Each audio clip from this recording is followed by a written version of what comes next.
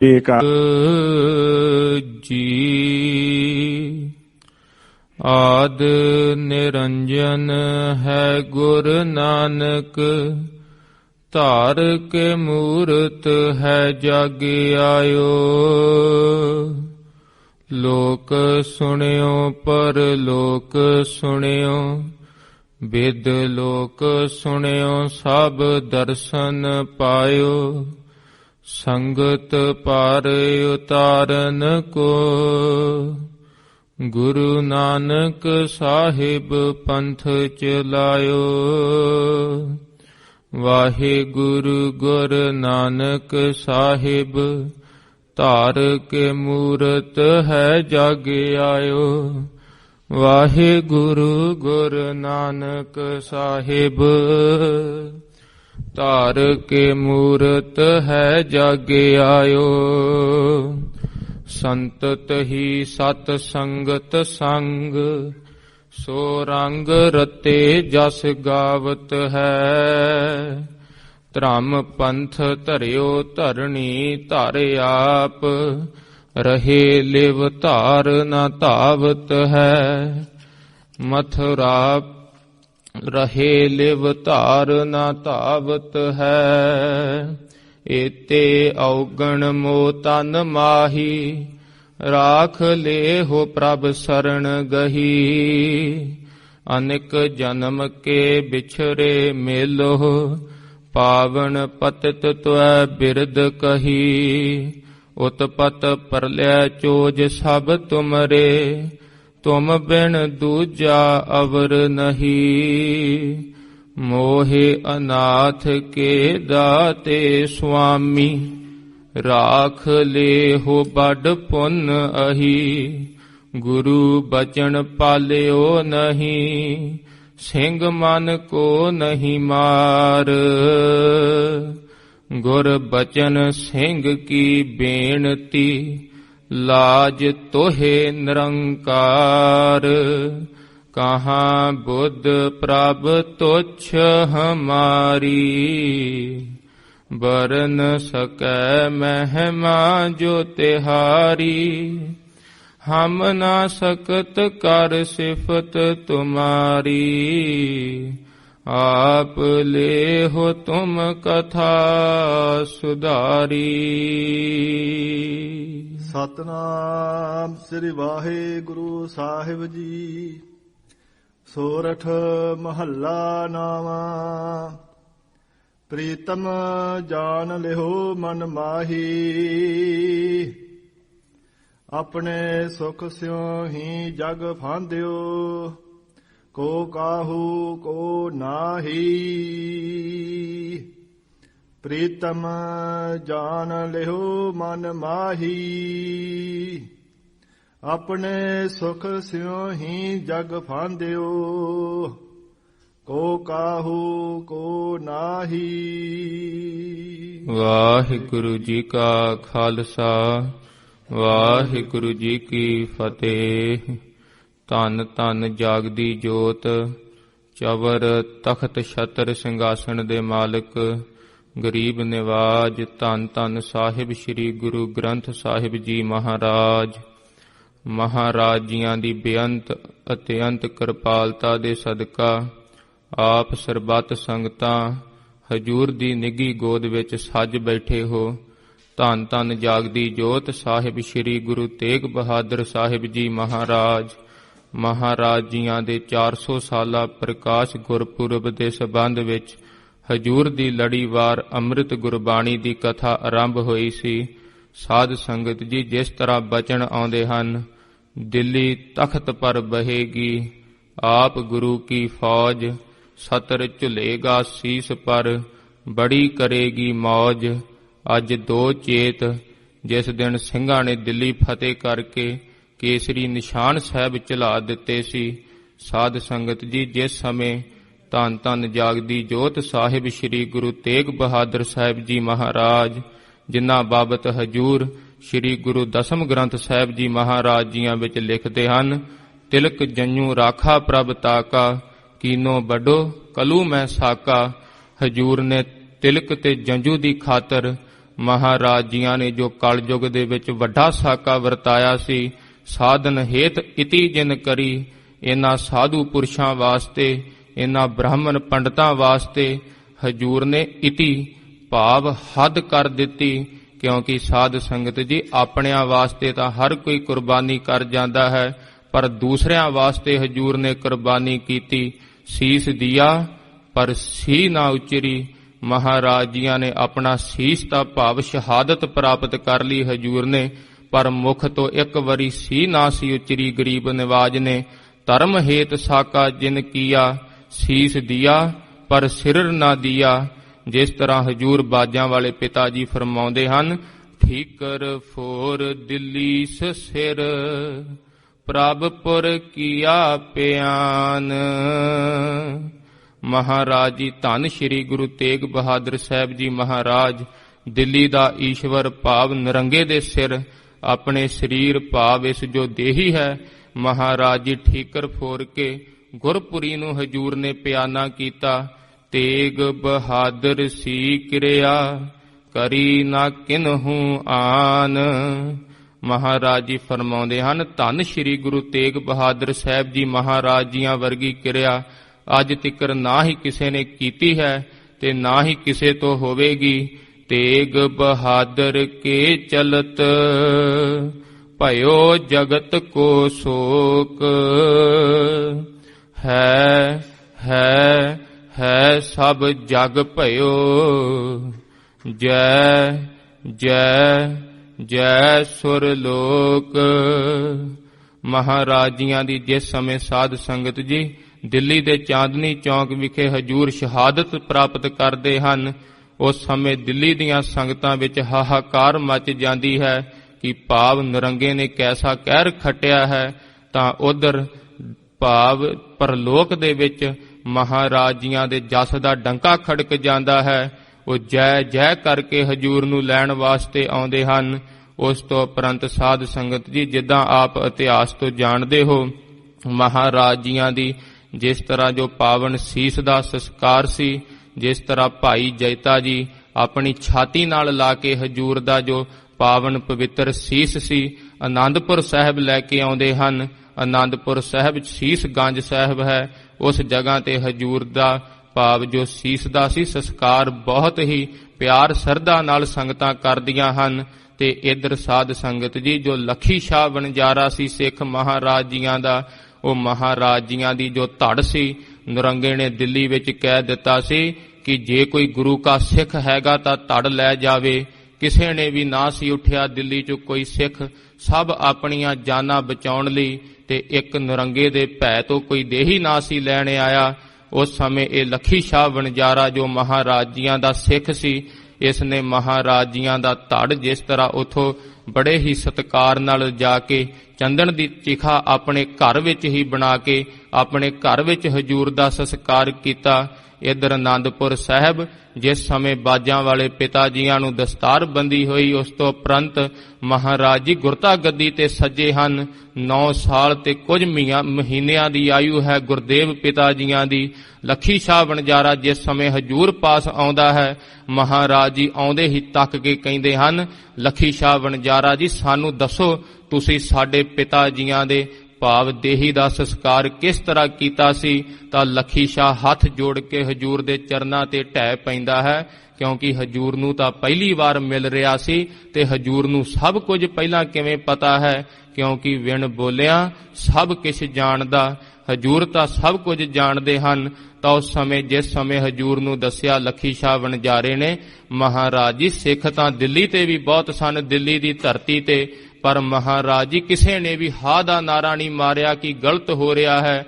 ਮਹਾਰਾਜ ਜੀ ਸਿੱਖ ਆਪਣੇ ਘਰਾਂ ਵਿੱਚ ਚਲੇ ਗਏ ਸੀ। ਉਸ ਸਮੇਂ ਹਜੂਰ ਜਿਸ ਤਰ੍ਹਾਂ ਖਾਲਸਾ ਜੀ 9 ਸਾਲ ਦੀ ਤੇ ਕੁਝ ਮਹੀਨਿਆਂ ਦੀ ਆਯੂ ਸੀ, ਡੋਲੇ ਫੜਕੇ ਹਨ ਹਜੂਰ ਦੇ, ਤੇ ਹਜੂਰ ਜੋ ਮੁਖ ਤੋਂ ਬਚਨ ਕਹੇ ਹਨ ਉਹ ਕਵੀ ਭਾਈ ਸੰਤੋਖ ਸਿੰਘ ਜੀ ਜਿਸ ਤਰ੍ਹਾਂ ਸ੍ਰੀ ਗੁਰਪ੍ਰਤਾਪ ਸੂਰਜ ਗ੍ਰੰਥ ਵਿੱਚ ਫਰਮਾਉਂਦੇ ਹਨ, ਆਓ ਸ਼ਰਵਣ ਕਰਨਾ ਕਰੀਏ। ਸ੍ਰੀ ਗੋਬਿੰਦ ਸਿੰਘ ਸੁਨ ਕਰ ਐਸੇ। ਜਿਸ ਸਮੇਂ ਮਹਾਰਾਜ ਜੀਆਂ ਨੇ ਸ਼ਰਵਣ ਕੀਤਾ ਸੀ ਕਿ ਮਹਾਰਾਜ ਜੀਆਂ ਦੀ ਜੋ ਪਾਵਨ ਜੋ ਦੇਹੀ ਸੀ ਉਸ ਨੂੰ ਕੋਈ ਵੀ ਨਾ ਸੀ ਚੱਕਣ ਆਇਆ, ਕਿਉਂਕਿ ਨਰੰਗਾ ਚਾਹੁੰਦਾ ਸੀ। ਇਸ ਨੇ ਡੰਕੇ ਦੀ ਚੋਟ ਤੇ ਕਹਿ ਦਿੱਤਾ ਸੀ ਜੇ ਕੋਈ ਦਿੱਲੀ ਵਿੱਚ ਸਿੱਖ ਹੈਗਾ ਤਾਂ ਲੈ ਜਾਵੇ, ਕਿ ਭਾਵ ਇਥੇ ਹਜੂਰ ਦੀ ਦੇਹੀ ਦੀ ਨਰਾਦਰੀ ਹੋਊਗੀ। ਜਿਸ ਸਮੇਂ ਹਜੂਰ ਸ੍ਰੀ ਗੁਰੂ ਗੋਬਿੰਦ ਸਿੰਘ ਸਾਹਿਬ ਜੀ ਮਹਾਰਾਜ ਜੀਆਂ ਨੇ ਬਚਨ ਸੁਣੇ, ਗਰਜਤ ਬੋਲੇ ਜਲ ਤਰ ਜੈਸੇ। ਹਜੂਰ ਗਰਜ ਕੇ ਬੋਲੇ ਹਨ, ਮਾਨੋ ਕਿ ਜਿਸ ਤਰ੍ਹਾਂ ਬੱਦਲ ਜਲ ਧਲ ਗਰਜੇ ਹੋਣ। ਇਸ ਬਿਦ ਕੋ ਅਬ ਪੰਥ ਬਣਾਵੋ। ਮਹਾਰਾਜ ਜੀਆਂ ਨੇ ਫਰਮਾਇਆ ਸੀ ਉਸ ਸਮੇਂ ਕਿ ਇਸ ਤਰ੍ਹਾਂ ਦਾ ਸੰਸਾਰ ਵਿੱਚ ਪੰਥ ਪ੍ਰਗਟ ਕਰ ਦਵਾਂਗੇ, ਸਗਲ ਜਗਤ ਮਹਿ ਬਹੁ ਬਿਤਾਵੈ। ਜਿਸ ਦਾ ਪ੍ਰਤਾਪ ਸਾਰੇ ਜਗਤ ਵਿੱਚ ਫੈਲ ਜਾਵੇਗਾ। ਹਜੂਰ ਨੇ ਖਾਲਸਾ ਪੰਥ ਬਾਬਤ ਇਸ਼ਾਰਾ ਕਰਦੇ ਹੋਏ ਆਖਿਆ ਹੈ ਕਿ ਖਾਲਸਾ ਪ੍ਰਗਟ ਕਰਾਂਗੇ। ਲੱਖੋ ਜਾਗ ਜਗ ਕੇ ਨਰ ਇਕ ਥਾਏ। ਮਹਾਰਾਜ ਜੀਆਂ ਨੇ ਫਰਮਾਇਆ ਸੀ ਕਿ ਹੁਣ ਤਾਂ ਇਹ ਦਿੱਲੀ ਦੇ ਲੋਕ ਆਪਣੇ ਮੂੰਹ ਲੁਕਾਉਂਦੇ ਹੋਏ ਲੁਕ ਗਏ ਨੇ, ਪਰ ਐਸਾ ਖਾਲਸਾ ਪੰਥ ਪ੍ਰਗਟ ਕਰ ਦੇਵਾਂਗੇ। ਇੱਕ ਬੰਨੇ ਦੁਨੀਆ ਦੇ ਭਲਾ ਲੱਖਾਂ ਕੀ ਕਰੋੜਾਂ ਮਨੁੱਖ ਖੜੇ ਹੋਣ। ਤਿੰਨ ਮਹਿ ਮਿਲੇ ਏਕ ਸਿੱਖ ਜਾਏ। ਮਹਾਰਾਜ ਜੀ ਕਹਿੰਦੇ ਹਨ ਸਾਡੀ ਰਹਿਣੀ ਬਹਿਣੀ ਕਹਿਣੀ ਵਾਲਾ ਇੱਕ ਸਿੰਘ ਜੇ ਜਾ ਕੇ ਲੱਖਾਂ ਵਿੱਚ ਖੜ ਜਾਵੇਗਾ, ਉਸ ਦਾ ਪ੍ਰਤਾਪ ਅਲੱਗ ਹੀ ਨਜ਼ਰ ਆਵੇਗਾ। ਸਭ ਮਹਿ ਪ੍ਰਥਮ ਪਛਾਨਿਓ ਪਰੈ। ਪ੍ਰਥਮ ਹਜੂਰ ਕਹਿੰਦੇ ਹਨ ਸਭ ਤੋਂ ਅਲੱਗ ਹੀ ਸਾਡੇ ਖਾਲਸੇ ਦੀ ਪਹਿਚਾਨ ਹੋਵੇਗੀ। ਨੀਲਿਆਂ ਬਾਣਿਆਂ ਵਾਲਾ ਪੰਥ ਸੰਸਾਰ ਤੇ ਭਾਰੀ ਪ੍ਰਤਾਪ ਪਾਵੇਗਾ। ਰਲੇ ਨ ਕਹੂੰ ਕੈਸੋ ਕਰੇ। ਇਹ ਇਹਨਾਂ ਭੇਡਾਂ ਬੱਕਰੀਆਂ ਵਿੱਚ ਨਹੀਂ ਰਲੇਗਾ। ਸਾਬਤ ਸੂਰਤ ਕੇਸਾ ਧਾਰੀ। ਹਜੂਰ ਨੇ ਕਿਹਾ ਹੈ ਕਿ ਆਪ ਸਾਡਾ ਰੂਪ, ਖਾਲਸਾ ਮੇਰੋ ਰੂਪ ਹੈ ਖਾਸ, ਖਾਲਸੇ ਮੈਂ ਹੋ ਕਰੋ ਨਿਵਾਸ। ਮਹਾਰਾਜ ਜੀਆਂ ਨੇ ਕਿਹਾ ਹੈ ਕਿ ਪਤਾ ਹੀ ਨਹੀਂ ਲੱਗਿਆ ਕਰੇਗਾ ਗੁਰੂ ਗੋਬਿੰਦ ਸਿੰਘ ਖੜਾ ਹੈ ਕਿ ਮਹਾਰਾਜ ਜੀਆਂ ਦਾ ਕਿ ਖਾਲਸਾ ਖੜਾ ਹੈ। ਜਥਾ ਬਗਣ ਮਹਿ ਹੰਸ ਨ ਛਪੈ। ਕਹਿੰਦੇ ਹਨ ਜਿਵੇਂ ਬਗਲਿਆਂ ਦੇ ਵਿੱਚ ਹੰਸ ਨਹੀਂ ਛਪਦਾ, ਅਲੱਗ ਹੀ ਉਸ ਦਾ ਪ੍ਰਤਾਪ ਹੁੰਦਾ ਹੈ। ਗਿਰਜਨ ਵਿਖੇ ਮੋਰ ਜਿਮ ਦਪੈ। ਜਿੱਦਾਂ ਗਿਰਜਾਂ ਦੇ ਵਿੱਚ ਮੋਰ ਅਲੱਗ ਹੀ ਪਹਿਲਾਂ ਪਾਉਂਦਾ, ਅਲੱਗ ਹੀ ਦਿਖਦਾ ਹੈ, ਐਸਾ ਖਾਲਸਾ ਪੰਥ ਪ੍ਰਗਟ ਕਰਾਂਗੇ। ਜੋ ਖਰਗਨ ਮਹਿ ਬਲੀ ਤਰੰਗ। ਜਿੱਦਾਂ ਗਧਿਆਂ ਦੇ ਵਿੱਚ ਇੱਕ ਬਲੀ ਘੋੜਾ ਹੋਵੇ ਤਾਂ ਉਸ ਦਾ ਅਲੱਗ ਹੀ ਸਾਧ ਸੰਗਤ ਜੀ ਪਤਾ ਲੱਗ ਜਾਇਆ ਕਰਦਾ ਹੈ ਕਿ ਇਹ ਘੋੜਾ ਹੈ ਤੇ ਇਹ ਗਧਾ।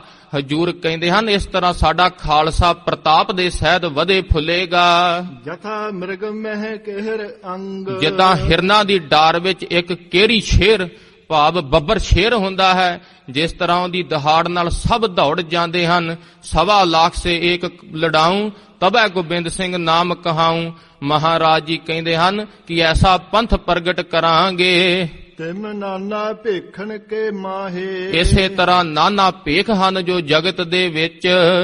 ਮਮ ਸਿੱਖ ਕੋ ਸਗਲੋ ਪਰਖਾਹੇ। ਸਾਡਾ ਸਿੱਖ ਅਲੱਗ ਤੋਂ ਹੀ ਪਰਖਿਆ ਜਾਵੇਗਾ ਕਿ ਉਹ ਗੁਰੂ ਗੋਬਿੰਦ ਸਿੰਘ ਜੀ ਮਹਾਰਾਜ ਜੀਆਂ ਦਾ ਸਿੰਘ ਜਾ ਰਿਹਾ ਹੈ। ਸੰਸਾਰ ਦੇ ਲੋਕ ਦੇਖਦੇ ਹੀ ਉਸ ਦਾ ਲੋਹਾ ਮੰਨਿਆ ਕਰਨਗੇ। ਤਾਂ ਇਸ ਤਰ੍ਹਾਂ ਸਾਧ ਸੰਗਤ ਜੀ ਹਜੂਰ ਨੇ ਵੀਰ ਰਸ ਦੇ ਸਹਿਤ ਉਸ ਸਮੇਂ ਬਚਨ ਕਹੇ ਸੀ। ਸਾਰੀਆਂ ਸੰਗਤਾਂ ਉਸ ਜਗ੍ਹਾ ਤੇ ਮੌਜੂਦ ਸਨ।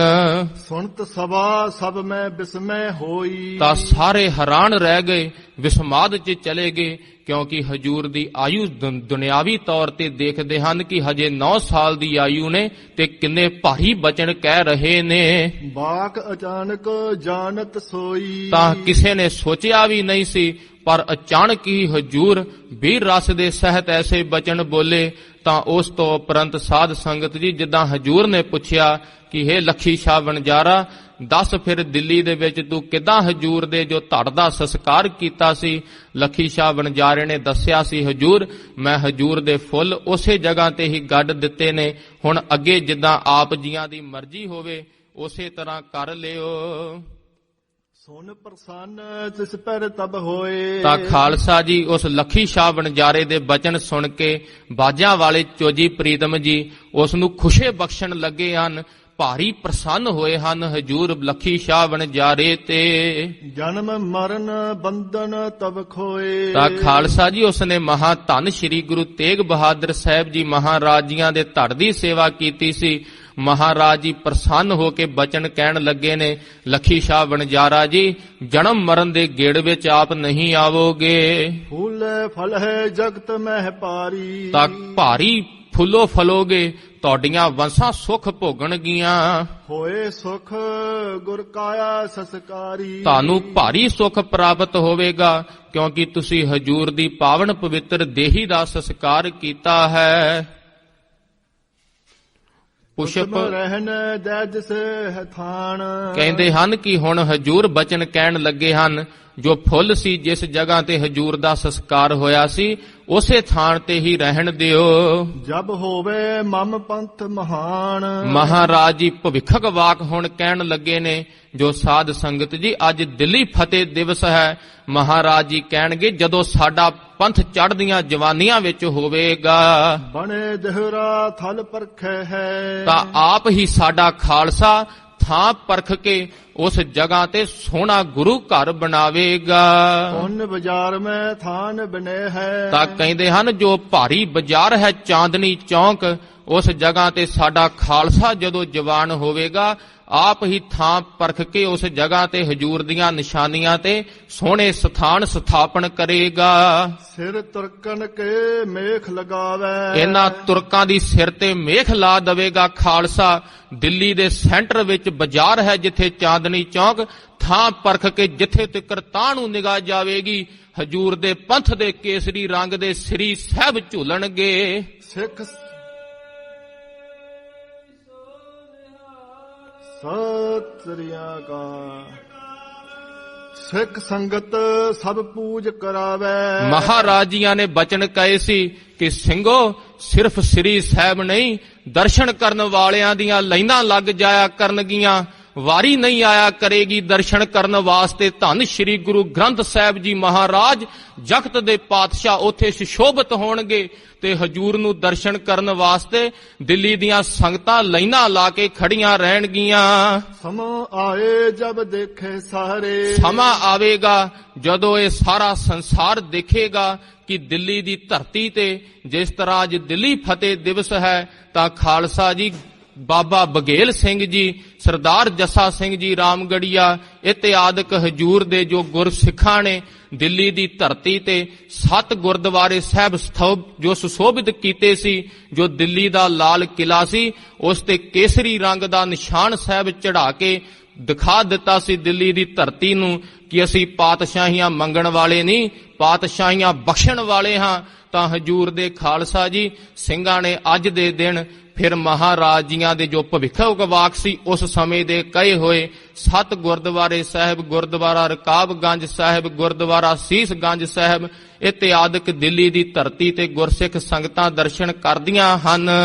ਦਿੱਲੀ ਵਿਖੇ ਬਣੇ ਗੁਰਦੁਆਰੇ। ਵਾਹਿਗੁਰੂ ਜੀ, ਧੰਨ ਗੁਰੂ ਗੋਬਿੰਦ ਸਿੰਘ ਸਾਹਿਬ ਜੀ ਮਹਾਰਾਜ ਜੀਆਂ ਨੇ ਉਸ ਸਮੇਂ ਵਾਕ ਕਹੇ ਸੀ ਕਿ ਦਿੱਲੀ ਵਿਖੇ ਸੋਹਣੇ ਸੁੰਦਰ ਗੁਰਦੁਆਰੇ ਸਾਹਿਬ ਸੁਸ਼ੋਭਿਤ ਹੋਣਗੇ। ਸ੍ਰੀ ਗੋਬਿੰਦ ਸਿੰਘ ਸੁਣ ਕਰ ਐਸੇ। ਧੰਨ ਸ੍ਰੀ ਗੁਰੂ ਗੋਬਿੰਦ ਸਿੰਘ ਸਾਹਿਬ ਜੀ ਮਹਾਰਾਜ ਜੀਆਂ ਨੇ ਐਸੇ ਬਚਨ ਕਹੇ ਸੀ। ਤਾਂ ਹਜੂਰ ਦੇ ਖਾਲਸੇ ਨੇ ਸਾਧ ਸੰਗਤ ਜੀ, ਜੋ ਦਿੱਲੀ ਦਾ ਤਖਤ ਸੀ ਜਿਸ ਤੋਂ ਜੁਰਵਾਣੇ ਹੁਕਮ ਜਾਰੀ ਕਰਿਆ ਕਰਦੇ ਸੀ, ਤਾਂ ਹਜੂਰ ਦੇ ਗੁਰਸਿੱਖਾਂ ਨੇ ਘੋੜੇ ਦੀ ਪਿੱਛੇ ਪਾ ਕੇ ਕਾਠੀਆਂ ਦੇ ਉਹ ਤਖਤ ਹੀ ਘੜੀਸ ਕੇ ਧੰਨ ਸ੍ਰੀ ਗੁਰੂ ਰਾਮਦਾਸ ਸਾਹਿਬ ਜੀ ਮਹਾਰਾਜ ਜੀਆਂ ਦੇ ਚਰਨਾਂ ਵਿੱਚ ਭੇਟ ਕਰ ਦਿੱਤਾ।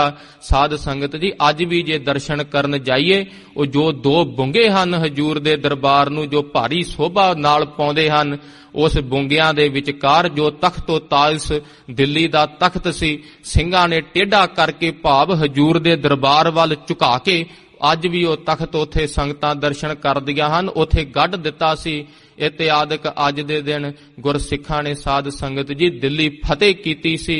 ਦਿੱਲੀ ਜਿੱਤਣੀ ਤਾਂ ਕਹਿੰਦੇ ਹਨ ਕਿ ਜਿਵੇਂ ਬਿੱਲੀ ਮਾਰਨੀ ਇੱਕ ਬਰੋਬਰ ਹੈ। ਕਈ ਵਾਰ ਸਿੰਘਾਂ ਨੇ ਦਿੱਲੀ ਜਿੱਤੀ। ਅੱਗੇ ਹੋਲਾ ਮਹੱਲਾ ਆ ਜਾਂਦਾ ਸੀ। ਕਹਿੰਦੇ ਹਨ ਹੋਲਾ ਮਹੱਲਾ ਸਾਲ ਬਾਅਦ ਆਉਣਾ ਹੁੰਦਾ ਹੈ, ਦਿੱਲੀ ਜਿੱਤਣੀ ਕਿਹੜੀ ਵੱਡੀ ਗੱਲ ਹੈ, ਤਾਂ ਫਿਰ ਛੱਡ ਕੇ ਆ ਜਾਇਆ ਕਰਦੇ ਸੀ। ਅੱਜ ਦੇ ਦਿਨ ਸਾਧ ਸੰਗਤ ਜੀ, ਜੋ ਅੱਜ ਦਾ ਦਿਨ ਹੈ, ਇਹ ਹਜੂਰ ਦੇ ਭਾਵ ਕਿ ਜਿਸ ਤਰ੍ਹਾਂ ਬਚਨ ਆਉਂਦੇ ਹਨ, ਜੇ ਜੀਵੈ ਪਤ ਲੱਥੀ ਜਾਵੈ, ਸਭ ਹਰਾਮ ਜੇਤਾ ਕਿਛ ਖਾਵੈ। ਜੇ ਅੱਜ ਹਾਲਤ ਵੇਖੀਏ ਸਿੱਖਾਂ ਦੀ, ਤਾਂ ਸਾਧ ਸੰਗਤ ਜੀ ਅੱਗੋਂ ਪ੍ਰਸ਼ਨ ਕਰਦੇ ਹਨ ਕਿ ਰਾਜ ਭਾਗ ਦੀ ਕੀ ਲੋੜ ਹੈ। ਤਾਂ ਸਾਧ ਸੰਗਤ ਜੀ, ਜੇ ਗੂਗਲ ਤੇ ਸਰਚ ਕਰੀਏ ਮਹਾਰਾਜਾ ਰਣਜੀਤ ਸਿੰਘ ਦਾ ਰਾਜ, ਇਹ ਕਿਸੇ ਸਿੱਖ ਨੇ ਨਾ ਸੀ ਸਰਚ ਕੀਤਾ, ਗੋਰਿਆਂ ਨੇ ਦੱਸਦੇ ਹਨ। ਜਦੋਂ ਗੋਰੇ ਸਰਚ ਕਰਦੇ ਉਹਨਾਂ ਨੇ ਸਰਚ ਕੀਤੀ ਕਿ ਵਿਸ਼ਵ ਭਰ ਵਿੱਚ ਸਭ ਤੋਂ ਸੋਹਣਾ ਰਾਜ ਕਿਹਦਾ ਹੈ, ਤਾਂ ਮਹਾਰਾਜਾ ਰਣਜੀਤ ਸਿੰਘ ਦਾ ਰਾਜ ਜੋ ਖਾਲਸਾ ਜੀ ਸਾਹਮਣੇ ਆਉਂਦਾ ਹੈ। ਸਭ ਤੋਂ ਸੋਹਣਾ ਜਰਨੈਲ ਕੌਣ ਹੈ, ਤਾਂ ਸਰਦਾਰ ਹਰੀ ਸਿੰਘ ਜੀ ਨਲੂਆ ਮਹਾਰਾਜ ਜੀ ਸਭ ਤੋਂ ਅੱਗੇ ਆਉਂਦੇ ਹਨ। ਇਸੇ ਤਰ੍ਹਾਂ ਸਾਧ ਸੰਗਤ ਜੀ ਖਾਲਸੇ ਨੇ ਉਹ ਦਿਖਾ ਦਿੱਤਾ ਸੀ। ਹਜੇ ਤਾਂ ਮਹਾਰਾਜ ਜੀਆਂ ਤੇ ਭਰੋਸਾ ਹੈ, ਜਦੋਂ ਖਾਲਸੇ ਦਾ ਰਾਜ ਆਵੇਗਾ ਤਾਂ ਮਹਾਰਾਜਾ ਰਣਜੀਤ ਸਿੰਘ ਦਾ ਰਾਜ ਵੀ ਲੋਕ ਭੁੱਲ ਜਾਣਗੇ। ਐਸਾ ਖਾਲਸੇ ਦਾ ਰਾਜ ਹੋਵੇਗਾ, ਕਿਉਂਕਿ ਸਿੰਘਾਂ ਨੇ ਦਿੱਲੀ ਤਿੱਕਰ ਇਕਰਾ ਪੈੜਾਂ ਪਾ ਕੇ ਦਿਖਾ ਦਿੱਤੀਆਂ ਨੇ ਕਿ ਖਾਲਸੇ ਦਾ ਰਾਜ ਐਸਾ ਹੋਵੇਗਾ ਜਿੱਥੇ ਹਿੰਦੂਆਂ ਦੀਆਂ ਇਸਤਰੀਆਂ ਦੀਆਂ ਵੀ ਰਖਵਾਲੀਆਂ ਹੋਣਗੀਆਂ ਤਾਂ ਕਿਸੇ ਦਾ ਬੁਰਕਾ ਵੀ ਨਹੀਂ ਉਤਾਰਿਆ ਜਾਵੇਗਾ, ਜਿੱਥੇ ਸਭ ਨੂੰ ਆਪਣੇ ਧਰਮ ਨੂੰ ਮਨਾਉਣ ਦੇ ਖੁੱਲੇ ਹੱਕ ਹੋਣਗੇ, ਸਭ ਆਪਣੀਆਂ ਜ਼ਮੀਨਾਂ ਦੇ ਆਪ ਅਧਿਕਾਰੀ ਹੋਣਗੇ। ਇਹ ਪੈੜਾਂ ਖਾਲਸੇ ਨੇ ਪਾ ਕੇ ਵਿਖਾ ਦਿੱਤੀਆਂ ਸੀ। ਤੇ ਆਉਣ ਵਾਲੇ ਸਮੇਂ ਵਿੱਚ ਜਿਸ ਤਰ੍ਹਾਂ ਧੰਨ ਸ਼੍ਰੀ ਗੁਰੂ ਨਾਨਕ ਦੇਵ ਸਾਹਿਬ ਜੀ ਮਹਾਰਾਜ ਜੀਆਂ ਦੇ ਹਰ ਰੋਜ਼ ਬਚਨ ਪੜ੍ਹਦੇ ਹਾਂ, ਰਾਜ ਕਰੇਗਾ ਖਾਲਸਾ ਆਕੀ ਰਹਿ ਨਾ ਕੋਏ। ਮਹਾਰਾਜ ਜੀਆਂ ਨੇ ਫਰਮਾਇਆ ਸੀ ਕਿ ਸਾਡਾ ਖਾਲਸਾ ਰਾਜ ਕਰੇਗਾ। ਪਰ ਸਾਧ ਸੰਗਤ ਜੀ ਖਾਲਸੇ ਤੋਂ ਅਰਥ ਹੁੰਦਾ ਹੈ ਪਿਓਰ, ਜੋ ਦਿਲ ਦੇ ਸ਼ੁੱਧ ਹਨ। ਮਹਾਰਾਜ ਜੀ ਕਹਿੰਦੇ ਜਿਸ ਤਰ੍ਹਾਂ ਰਹਿਣੀ ਬਹਿਣੀ ਕਹਿਣੀ ਦੇ ਜੋ ਪਰਪੱਖ ਹਨ। ਹਜੂਰ ਨੇ ਬਚਨ ਕਹੇ ਸਨ ਤਖਤ ਸੱਚਖੰਡ ਸ੍ਰੀ ਹਜੂਰ ਸਾਹਿਬ ਵਿਖੇ, ਸਿੰਘੋ ਜੇ ਰਲ ਕੇ ਰਹੋਗੇ ਤਾਂ ਦੁਨੀਆ ਵਿੱਚ ਐਸੀ ਕੋਈ ਤਾਕਤ ਨਹੀਂ ਹੋਵੇਗੀ ਜੋ ਤੁਹਾਨੂੰ ਗੁਲਾਮ ਕਰ ਸਕੇਗੀ। ਆਪਸ ਵਿੱਚ ਪ੍ਰੇਮ ਪਿਆਰ ਰੱਖਣਾ, ਸ਼ਸਤਰ ਵਿਦਿਆ ਦਾ ਅਭਿਆਸ ਨਾ ਛੱਡਣਾ ਤੇ ਬਾਣੀ ਬਾਣੇ ਦੇ ਧਾਰਨੀ ਰਹਿਣਾ। ਇਹ ਹਜੂਰ ਨੇ ਸਾਡੇ ਖਾਲਸਿਆਂ ਨੂੰ ਮਹਾਰਾਜ ਜੀਆਂ ਨੇ ਹੱਥ ਕਰਕੇ ਬਚਨ ਕਹੇ ਸੀ। ਇਤਿਆਦਿਕ ਸਾਧ ਸੰਗਤ ਜੀ ਰਾਜ ਕਰੇਗਾ ਖਾਲਸਾ ਆਕੀ ਰਹਿ ਨਾ ਕੋਏ, ਖੁਆਰ ਹੋਏ ਸਭ ਮਿਲੈਂਗੇ ਬਚੇ ਸ਼ਰਨ ਜੋ ਹੋਏ। ਇਸ ਤੋਂ ਉਪਰੰਤ ਜਿਸ ਤਰ੍ਹਾਂ ਅੱਗੇ ਬਚਨ ਆਉਂਦੇ ਹਨ, ਦਿੱਲੀ ਤਖਤ ਪਰ ਬਹੇਗੀ ਆਪ ਗੁਰੂ ਕੀ ਫੌਜ, ਛਤਰ ਝੁਲੇਗਾ ਸੀਸ ਪਰ ਬੜੀ ਕਰੇਗੀ ਮੌਜ। ਇਹ ਖਾਲਸਾ ਜੀ ਆਉਣ ਵਾਲੇ ਭਵਿੱਖਕ ਵਾਕ ਹਨ ਜੋ ਧੰਨ ਸ਼੍ਰੀ ਗੁਰੂ ਨਾਨਕ ਦੇਵ ਸਾਹਿਬ ਜੀ ਮਹਾਰਾਜ ਜੀਆਂ ਨੇ ਜੋ ਉਚਾਰੇ ਹਨ। ਮਹਾਰਾਜ ਜੀਆਂ ਦੇ ਤਾਂ ਸਿੱਖਾਂ ਦੇ ਵਾਕ ਅਚੁੱਕ ਹਨ, ਭਾਵ ਕਦੇ ਖਾਲੀ ਨਹੀਂ ਜਾਂਦੇ। ਇਹ ਤਾਂ ਹਜੂਰ ਨੇ ਆਪ ਹੀ ਬਚਨ ਕਹੇ ਹਨ। ਤਾਂ ਰਾਜ ਤਾਂ ਜ਼ਰੂਰ ਆਵੇਗਾ, ਚਾਹੇ ਥੋੜੇ ਸਮੇਂ ਤਿੱਕਰ ਆਵੇ। ਹਜੂਰ ਕਿਰਪਾ ਕਰਨ, ਜਿਸ ਤਰ੍ਹਾਂ ਮਹਾਰਾਜ ਜੀਆਂ ਦੇ ਬਚਨਾਂ ਤੇ ਪਹਿਰਾ ਦਈਏ, ਜਿਸ ਤਰ੍ਹਾਂ ਹਜੂਰ ਦੀ ਰਹਿਤ ਬਹਿਤ ਜੋ ਹਜੂਰ ਨੇ ਦਰਸਾਈ ਹੈ ਖਾਲਸੇ ਨੂੰ, ਮਹਾਰਾਜ ਜੀ ਕਿਰਪਾ ਕਰਨ। ਇਹਨਾਂ ਮਨਾਏ ਹੋਏ ਤਿਉਹਾਰਾਂ ਦਾ, ਇਹਨਾਂ ਮਨਾਏ ਹੋਏ ਇਤਿਹਾਸਕ ਦਿਵਸਾਂ ਦਾ ਤਾਂ ਹੀ ਫਾਇਦਾ ਹੈ ਜੇ ਆਪਣੇ ਦਿਲ ਵਿੱਚ ਆਪਾਂ ਸੁਰਤ ਮਾਰੀਏ ਕਿ ਸਾਡੇ ਪੁਰਸ਼ਿਆਂ ਦਾ ਇਤਿਹਾਸ ਕੈਸਾ ਹੈ, ਕਿ ਉਹ ਗਾਣਿਆਂ ਤੇ ਨੱਚਣ ਵਾਲੇ ਸੀ। ਕਿਤੇ ਨਿਗਾਹ ਮਾਰੀਏ ਕਿ ਉਹ ਤੇਗਾਂ ਤੇ ਕਿੱਦਾਂ ਨੱਚਦੇ ਸੀ ਤੇ ਦੁਸ਼ਮਣ ਨੂੰ ਕਿਵੇਂ ਨਚਾਉਂਦੇ ਸੀ। ਜਦੋਂ ਤੇਗ ਦਾ ਵਾਰ ਛੱਡਦੇ ਸੀ ਤਾਂ ਦੁਸ਼ਮਣ ਨੂੰ ਦੋ ਫਾੜ ਕਰਕੇ ਸੁੱਟ ਦਿੰਦੇ ਸੀ।